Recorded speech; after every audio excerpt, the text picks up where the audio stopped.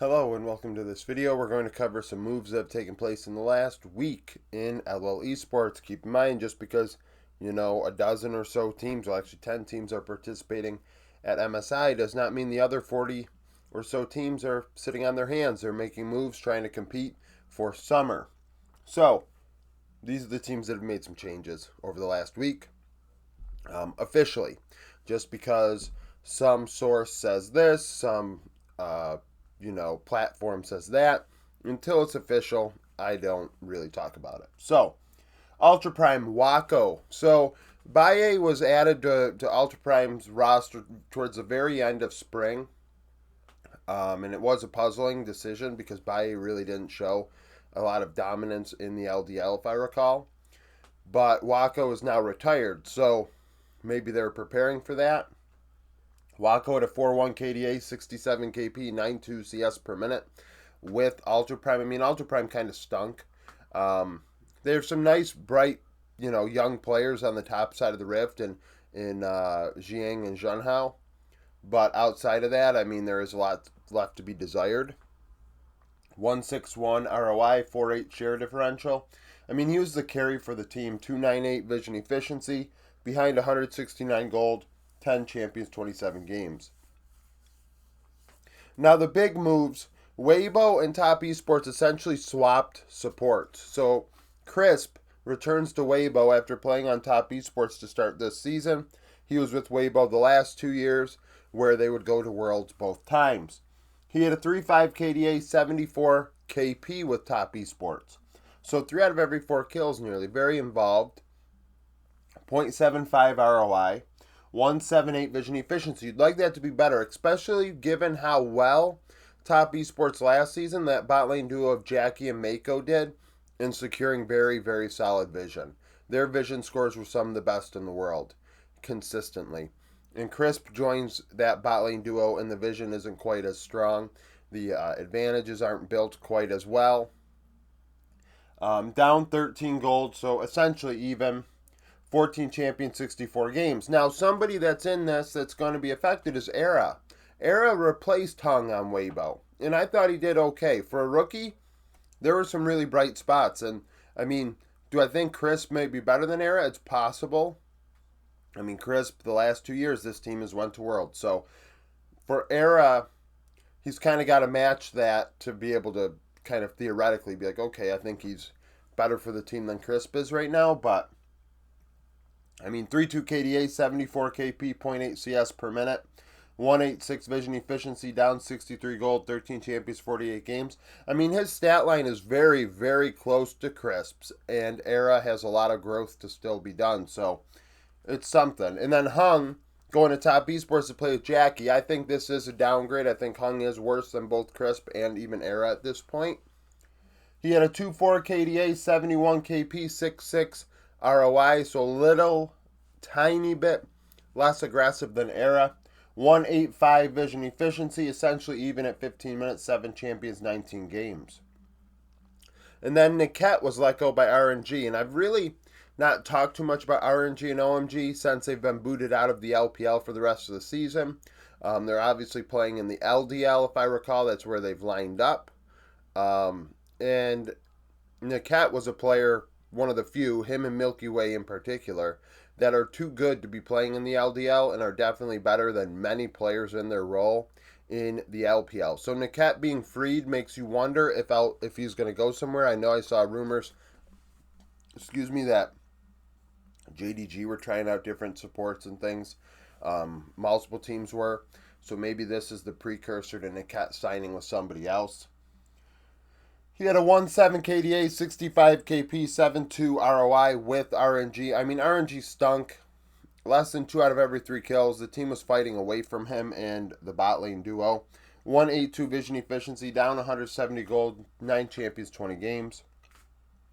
Lion Gaming has brought in Zamudo. Zamudo has been a player, one of the very few players actually that I could say that are from North America that had a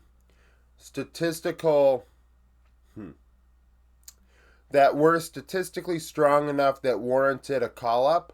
Oftentimes I find in North America, especially NACL, many players do not really dominate statistically quite like you see some players in challengers in the LCK and ERLs in Europe. Normally, I mean, it's very rare, and Zamudo is one of those few players that does dominate statistically. So this is a move that makes some sense. Now, I will say, he's going to take this chance because who knows if he's going to get another one. You see Surti and how long he had to wait. Lion Gaming with Licorice and top lane were no slouch. I mean, it's going to be hard because Licorice statistically was much better than what people are giving him credit for. And he was a veteran presence. Now, Adi obviously is a veteran as well. But it's going to put more on Adi's plate now because his solo laners are two rookies, essentially. Zamudo had a 3-1 KDA, 56 KP, 8.6 CS per minute in NACL. Had a 4.8 share differential and a 1.72 ROI, a carry-oriented top laner on his team, very strong. Now that's where we're going to get into a situation because it's going to become Henna Lions on in the bot lane duo playing weak side, and you're going to give Saint and Zamudo a lot of the resources. I know Adi is more often a lower resource jungler, so we're going to figure out how they split this up, how the players adapt, especially the young solo laners. 269 vision efficiency, very dominant in the laning phase, nearly 1,000 gold lead on average and 550 XP. 17 solo kills, 11 champions, 26 games. This has been a long time coming for this kid. I think I may have had him on one of my prospect videos 2 years ago. Maybe even been 3 years ago. I mean, he's been... When Sniper was coming up, it was like, oh, Zamudo is right there behind him. And Zamudo's probably... Well, we'll see. We'll see. Because Sniper had a lot of a bright future as well.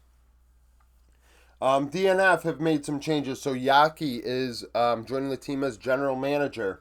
Sin Hunsuk was the GM for so far this season. He joined in January, and DNF stunk. 2-21 in the win-loss column in terms of series in the regular season, and 0-1 in the playoffs in series. They were awful. Now Yaki joins. Yaki was the GM of Rascal Jester in Japan. He would go 45-25 as a general manager. I mean, that's what Rascal Jester's regular season record was as he was GM. And then 4-5 in best of series in the playoffs. Now, coaching-wise, Rapid Star, so they made a lot of changes. Rapid Star dropped from head coach to assistant coach. He's 131-67 as a coach, taking into account that 2-21 record, which is incredible that his win-loss is still that good. 28-23 in the playoffs, 11-12 internationally. Now, Cube and Minute, I think, were both brought up from DN Challengers. Now, I think, if I recall, that team did very well at Asia. They might have actually won Asia, Star Master, whatever that, Challenger tournament is for Japan. Japan, I guess, has a team there, but the LCP, LPL, and LCK all have their own little Challenger tournament, and DNF won that, or were very competitive. So Cube is 22-48 as a head coach, or at least as a coach in a region that could qualify for Worlds. He's 3-3 in the playoffs in best of series. So this occurred in Japan. And my belief is, just without knowing jack shit about what's going on here, really, just inferring based on where these people, had their previous employment. Yaki, GM of Rascal Jester. Cube was a coach in Japan on Axis Crest Gaming, or Axis Gaming, whatever it was called. And it would make sense that, he's maybe made him the coach. I'm just inferring that because Rapid Star has been made from head coach to assistant, and nobody actually has been given the head coaching role, but Cube has been promoted from challengers to the main team. Now, the win-loss record makes me kind of scratch my head and say, is this really the play? I mean, in the playoffs, he outperformed his regular season record, but his regular season record was pretty damn awful in Japan. DFM, Guan has been allowed to leave. 2-1 KDA, 77 KP, 65 CS per minute. Very involved in what DFM did, over 3 out of every 4 kills. DFM, obviously a team that was very disappointing. Just slightly more damage than gold. Negative 4-4 share differential, 419 vision efficiency. Didn't really get much in the vision department done. Down 83 gold, 430 XP, so was being diffied in the XP area. 9 champion, 16 games. We'll skip SK for a second. Eris has also been allowed to leave DFM as the coach. They have not assigned who will be the coach, and there's no, unlike with DNF, there's no corresponding move with the Eris leaving post that would make me say that they have identified who might be the next head coach. Now, Eris is 30-74 as a head coach. DFM were 2-12 under his guidance this season. 52-42 in the playoffs, 22-25 internationally. SK Gen X is allowed to walk. We've seen rumors of who may replace him. We'll talk about that when they become official and people are starting to get paid. But Gen X had a 1.5 KDA, 51 KP, 8.1 CS per minute with SK. A 1.7 ROI, 1.48 ROI, 1.7 share differential, 249 vision efficiency. Behind 330 gold, 315 XP at 4 solo kills and 13 champions in 19 games. Do I think Gen X was the problem with SK? No. Do I think that is he a top 10 top laner in Europe right now? No. So, both things are true. He probably shouldn't be on this team, but he's not also the reason why this team stinks.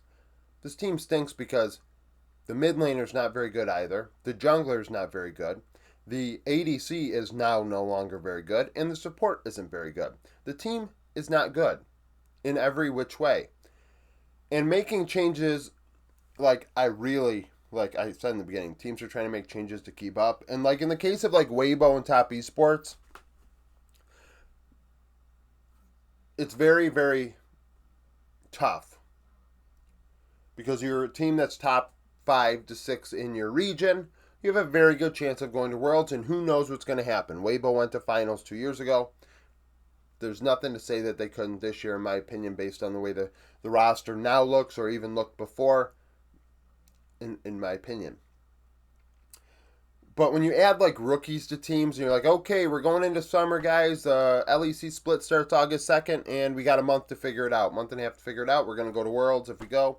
If not, you played 5-6 weeks, and now your reputation, good luck, have fun.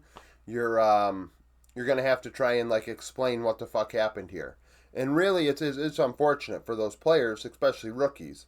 I mean, we haven't talked about it because Loud haven't officially announced that maybe Griffin will be the jungler, but I know Griffin's made some posts on Twitter about it. And, I mean, I give the kid credit. He is saying, like, you know, hold me accountable to a high expectation that I have for myself. And it's like, okay, well, that's great. It's just, like, good luck. Like, it's the expectation, it's a lot. It's a lot to take in for somebody. So, SK, they have a disaster zone waiting to happen. I mean, their team is a disaster. So whatever rookie or player they add to replace Gen X or Reeker or Isma or Bukati or, you know, Isma's not on the team, but Bukata, it doesn't, like, they're kind of fucked. Team stinks. Team's bad. You replace a couple of players, like, and then sometimes it's not even right for the player. Like, was Kadui at a point in his... Kadui's addition was very reminiscent of the Antonio last year with Giant X. Just like some things, just like, oh, well, this is bad. This is not great management. Like, these decisions are terrible. I think you don't make changes this late in the season, especially the rookies. I think you're kind of setting yourself up for failure. So, thank you for watching. If you liked the video, like it. Subscribe to the channel for daily League of Legends content. Follow me on Twitter. Join the Discord. Become a YouTube supporter. And hope to see you again.